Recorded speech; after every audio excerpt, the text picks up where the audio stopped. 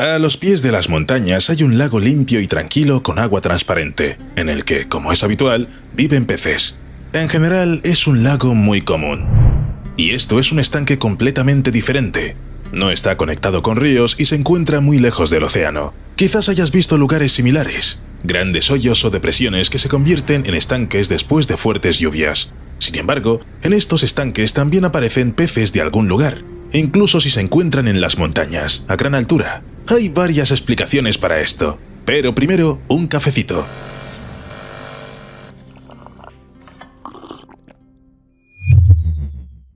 Te recuerdo discretamente que hay algo que hacer debajo del vídeo.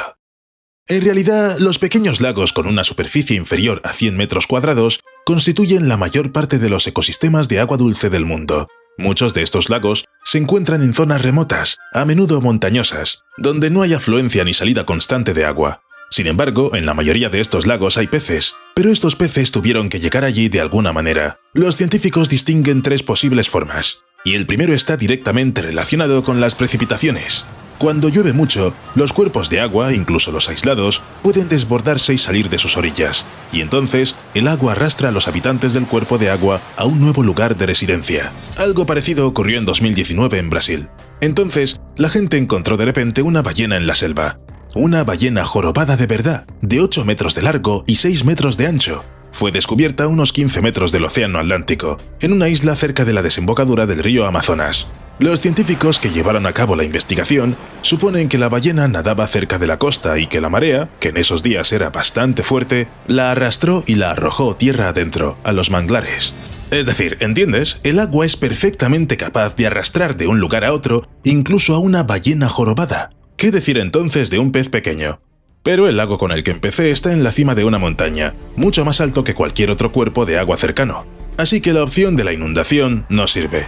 En cualquier caso, no he encontrado historias sobre cómo el agua empujó a alguien a la cima de una montaña. Pero, ¿qué tal la ruta inversa? Es decir, podrían haber tirado los peces desde arriba. Por ejemplo, en 2021, los empleados del Servicio de Protección de la Vida Silvestre del estado de Utah lanzaron miles de peces desde un avión a 200 lagos de alta montaña en todo el estado. Y el estado lleva organizando este tipo de eventos desde 1956. Y cuando digo que lanzan peces desde aviones, me refiero exactamente a eso. Salen disparados desde la parte inferior del avión junto con una estela de agua, vuelan por los aires y caen al agua. Lo más habitual es que se lancen diferentes especies de salmónidos, como la trucha de arroyo o el timalo ártico, con el fin de repoblar los lagos. Este método puede parecer cruel para los alevines, ya que en el momento de su liberación solo miden entre 2,5 y 7,6 centímetros. Es decir, los peces son muy ligeros, y el viento los transporta con sumo cuidado, casi como hojas caídas. Después de cada liberación, se espera que sobreviva alrededor del 95% de los peces, lo que es una cifra bastante impresionante, teniendo en cuenta que un avión puede lanzar hasta 35.000 ejemplares.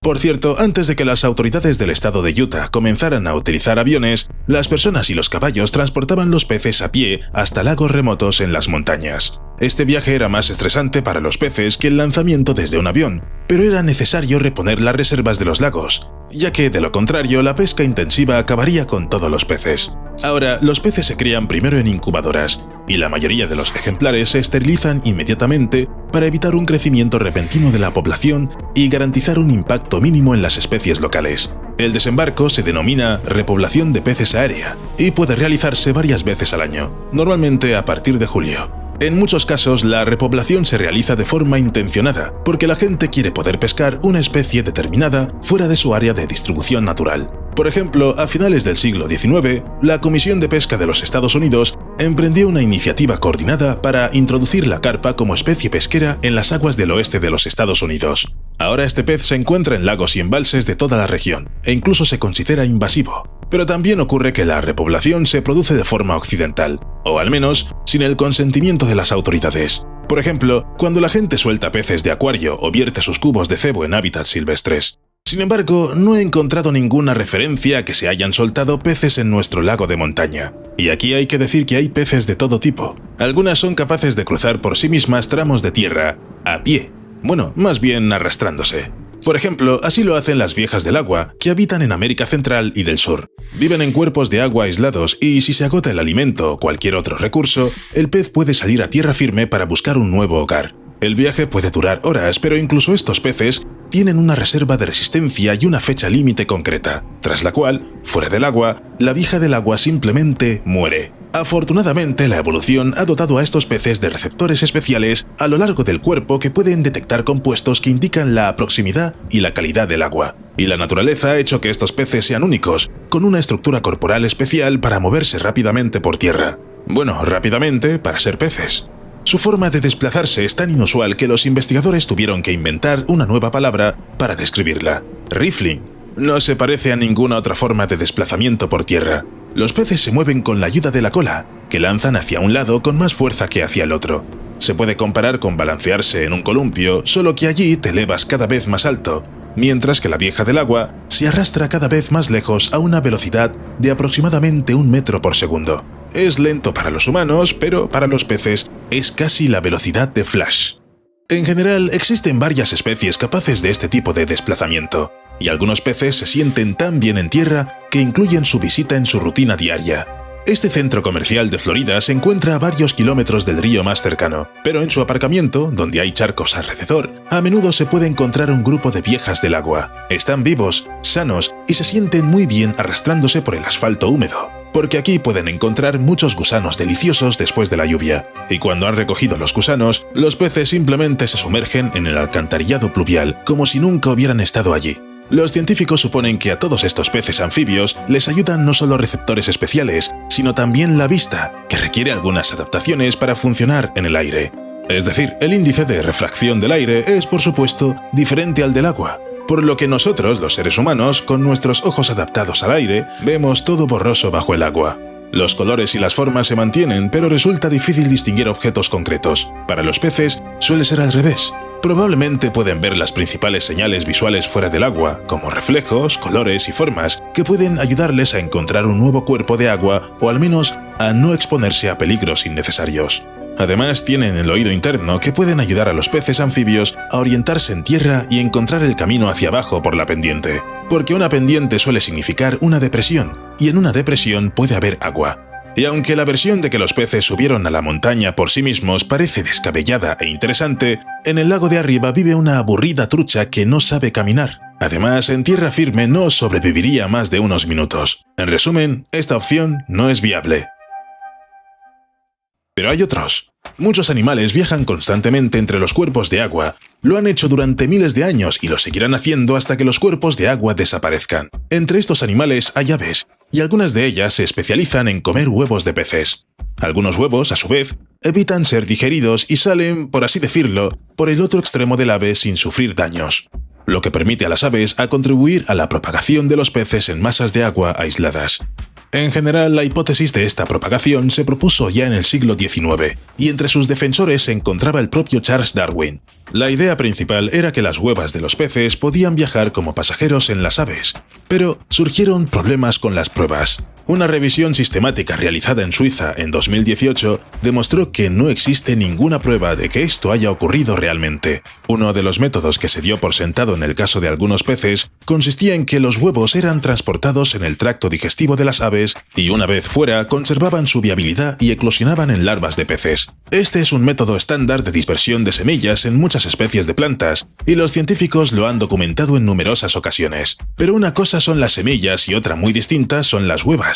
En 2019, los investigadores descubrieron que al menos una especie de pez, el killifish, puede propagarse mediante los cisnes coscorobas, unas aves de la familia de las anátidas. Sin embargo, estos peces tienen algunas adaptaciones que les ayudan a sobrevivir en el intestino. Se sabe que el killifish entra en diapausa, un estado de anabia en condiciones ambientales adversas. Esto suele ocurrir durante las sequías periódicas. Los peces también han desarrollado una membrana coriónica especializada que protege los huevos del bajo nivel de oxígeno, la salinidad elevada o la deshidratación. Pero la mayoría de los huevos de pez no tienen esta membrana. ¿Pueden sobrevivir al peligroso viaje a través del intestino de las aves? Resulta que sí.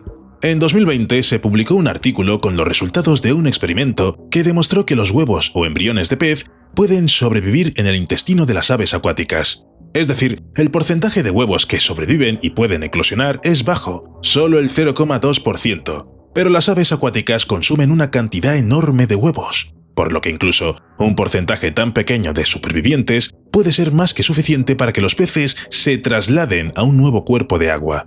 En general, incluso las huevas de peces que no tienen mecanismos de protección especiales pueden ser dispersadas por las aves. Ni siquiera es necesario que entren en el interior del ave, ya que las huevas sobreviven varias horas fuera del agua. Por ejemplo, cuando las aves acuáticas llegan a los lagos para alimentarse, las huevas de los peces pueden adherirse a sus plumas, y luego, tras unos minutos o horas de vuelo, encuentran un nuevo hogar.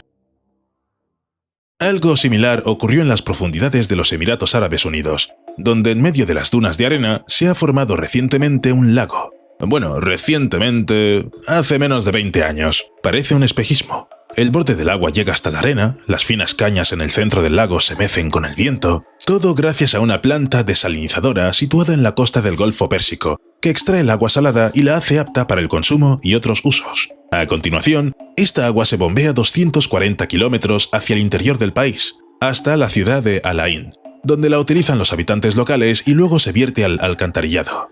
A continuación, el agua llega a las instalaciones de tratamiento, donde se procesa y se devuelve a la ciudad. Esta agua se utiliza para regar parques, jardines y similares, y en ese momento se filtra el agua subterránea. Así es como el agua llega al desierto, cerca de la ciudad, filtrándose hacia la superficie. Esta agua ya está limpia, por lo que en el lago viven peces. Llegaron allí por sí mismos, adhiriéndose con sus huevos a las patas de las garzas y volando de un estanque a otro a través del desierto. Y dado que la Agencia de Protección Ambiental de Abu Dhabi ha registrado alrededor de 130 especies de aves acuáticas en el lago Zaker, en Al Ain, los huevos tenían dónde elegir. En general, a juzgar por todo eso, así es como los peces llegaron a nuestro lago en la cima de la montaña, simplemente como polizones. Pero aún no he enumerado todos los métodos. Estarás de acuerdo en que sería extraño no compartir contigo toda la información recopilada. Así que, a veces los peces pueden encontrarse en un lago aislado antes de que éste quede aislado y simplemente esperar su momento. Por ejemplo, en la época del Plioceno tardío y el Pleistoceno, es decir, hace entre 2 y 1,5 millones de años, la parte occidental de América del Norte tenía un clima mucho más húmedo. Entonces, muchas zonas estaban ocupadas por lagos gigantes, pero poco a poco el clima cambió. Se volvió más seco y los enormes lagos se secaron y se dividieron en otros más pequeños. Así, peces idénticos quedaron aislados en pequeños cuerpos de agua y con el tiempo evolucionaron en especies diferentes. Esto no solo ocurre en América del Norte. Por ejemplo, en Islandia se encuentra el lago Þingvallavatn, donde habitan 3 de las 5 especies de peces de agua dulce que se encuentran en Islandia: la trucha marrón, el salvelino y el espinocho. Los científicos creen que estos peces quedaron aislados en el lago después de la última glaciación, cuando cambió el relieve en el extremo sur del lago. ¿Cuál es el resultado? A pesar de que existen varios escenarios posibles para que los peces llegaran a los lagos aislados, deben darse muchos factores diferentes para que esto ocurra, especialmente si se trata de lagos de montaña. Por lo tanto, muchos lagos no fueron repoblados de forma intencionada. Y eso es incluso bueno, porque cuando los humanos repueblan los lagos de forma artificial, las consecuencias pueden no ser las mejores.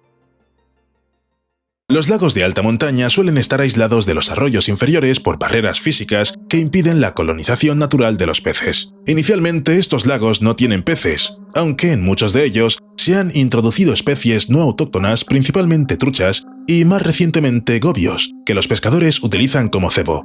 De hecho, la repoblación piscícola se practica desde hace bastante tiempo. Por ejemplo, las primeras introducciones en los Alpes se realizaron a finales del siglo XVI. En los Pirineos, incluso antes, al menos en la Edad Media. Pero la mayoría de las repoblaciones comenzaron en el siglo XIX y luego en la segunda mitad del siglo XX. Pero independientemente del siglo en que se produzca, los nuevos peces siempre se comportan de la misma manera. Llegan a un cuerpo de agua donde antes no había peces y comienzan a devorar todo con una fuerza y velocidad aterradoras. Naturalmente, esto conlleva profundos cambios ecológicos, ya que los peces ocupan un eslabón en la cadena alimentaria que antes no existía en ese cuerpo de agua. A continuación, desde los lagos de alta montaña, los peces pueden colonizar de otra manera hábitats acuáticos inaccesibles más abajo en el curso del río, a menudo extendiendo el impacto ecológico a toda la cuenca. Es decir, allí también se alimentan activamente de todo, cambiando los ecosistemas a su antojo y destruyendo las especies locales que no están preparadas para una competencia tan agresiva y una depredación aún más agresiva. Al parecer, por eso ahora la gente se ha dado cuenta de que hay que hacer algo al respecto. En diversas zonas montañosas del mundo se han llevado a cabo proyectos de restauración destinados a devolver a los lagos su estado natural, es decir, sin peces. Ya se han aplicado métodos de destrucción mecánica en varios proyectos de conservación de la naturaleza en Estados Unidos, Canadá y Europa, principalmente mediante la pesca intensiva con redes de enmalle y la pesca eléctrica. Después, todos los lagos se revisaron periódicamente, pero parece que ya no hay peces. Y creo que es mejor así. ¿Me debes un like? ¡Hasta luego!